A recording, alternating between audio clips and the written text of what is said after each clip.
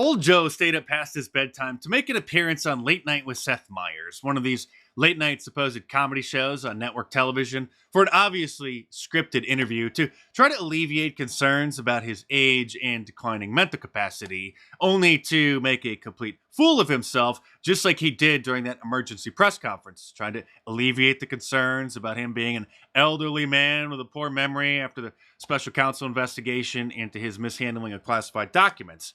And when I say stayed up past his bedtime, I mean past 5 p.m. because these shows aren't live at midnight. They're recorded in the early evening. What would you want to do? What's your 2024 agenda? Because I feel like we live in such crazy times that is one of the things I feel we hear less about. Look, the 2020 agenda is to finish the job. The 2020 agenda? This poor guy doesn't even know what year it is. But hey, Democrats, just give him a second term. I'm sure everything will be just fine. And when he was specifically asked about the elephant in the room, he deflected and then spread fake news about Donald Trump. You are currently 81 years old. Who the hell told you that? Yeah. That's classified. That's classified. All jokes aside, according to recent polling, this is a real concern for American voters. How do you address that concern going forward as you come up to the 2024 election? Well, a couple things. Number one, you got to take a look at the other guy. He's about as old as I am, but he can't remember his wife's name. Yeah. And, number one. Number two. In case you haven't heard, he's referring to the obviously fake news that claims he referred to his wife as Mercedes during his CPAC speech over the weekend when he said this. My wife, our great first lady, she was a great friend. People loved her. Yeah, people love her. Oh, look at that. Wow. Mercedes, that's pretty good.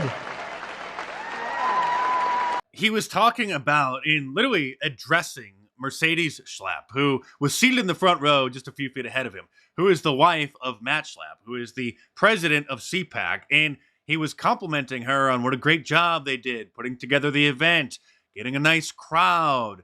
He didn't forget Melania's name and call her Mercedes. This is such obvious fake news that even Snopes, in a desperate attempt to try to appear as if they're centrist, debunked it. No, Trump did not refer to his wife Melania as Mercedes at CPAC 2024. But brace yourself, because there was even more cringe in 3, 2, 1. And this is something that you seem to have fun with. You've co-opted. You've co-opted Dark Brandon. This is a yard sign. And do you enjoy playing around with the Dark Brand meme? No, I resent the hell out of it. Okay.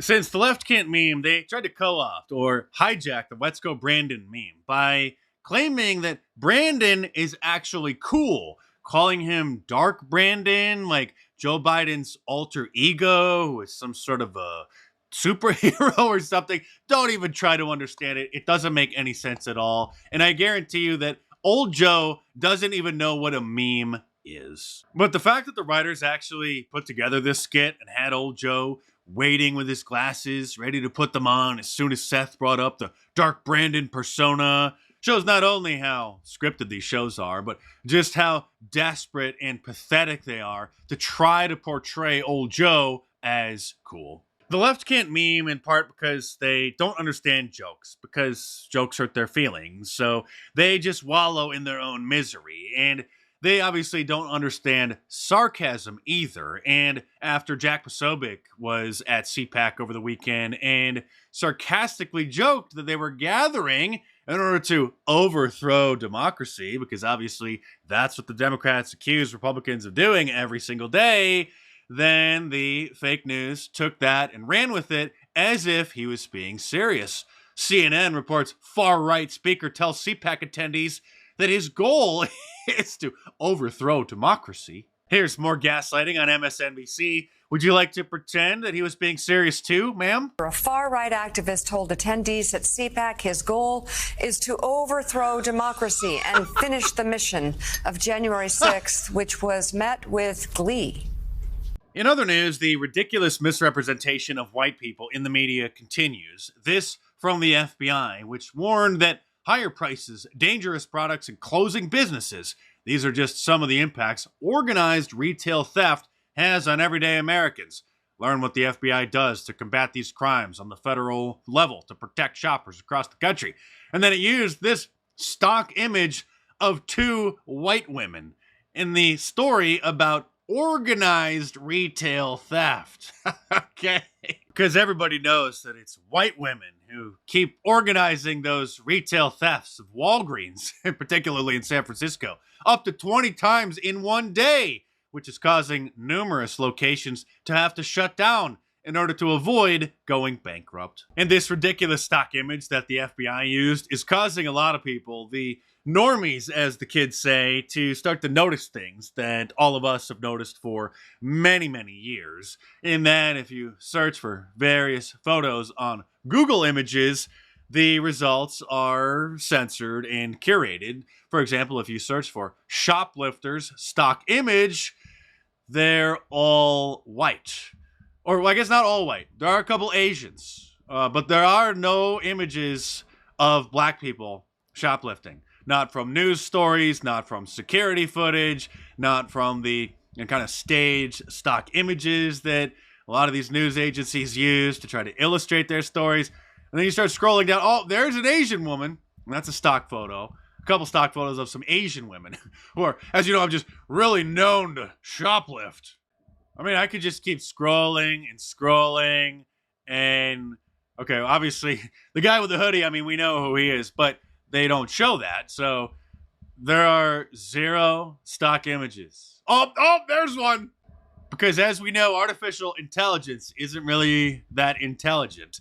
At least not yet. But it is down at the very bottom of the page. So you have to scroll through all these dozens and dozens of white shoplifters to get to one black shoplifter. And it's an old meme now that if you search for a happy white couple on Google Images, of course, most of the results are black men with white women.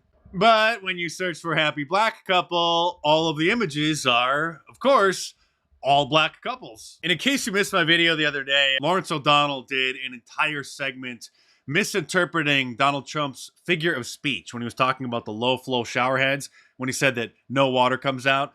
Lawrence O'Donnell thought that he literally meant no water came out and used that as more supposed evidence of Donald Trump having a cognitive decline. And that made big headlines. Trump goes on kooky rant about how long it takes to wash his gorgeous hair. But I only mention this again because this is such a widely known issue that even back in the 1990s, thanks for reminding me of this in the comments, by the way, Seinfeld did an entire episode where that was one of the subplots. Jerry! Jerry! You too, huh? Yeah! These showers are horrible. There's no pressure. I can't get the shampoo out of my hair. Me either. If I don't have a good shower, I am not myself. If you're not familiar with the show, this character Kramer was perhaps best known for his hair looking like this, definitely not like this. So when Donald Trump said at a town hall again the other day that you have to stand under the shower for 5 times as long because no water comes out, Lawrence O'Donnell took him literally. Donald Trump thinks that if a shower produces no water, you actually have to stand there 5 times longer. Think about that. Think about how that mind works. How long would you stay in your shower if no water was coming out? Wouldn't you get out of there a lot faster if no water is coming out? If someone told you that no water was coming out of their shower, would you then assume that they stay in the shower 5 times longer? That's how Donald Trump's mind works in cognitive decline.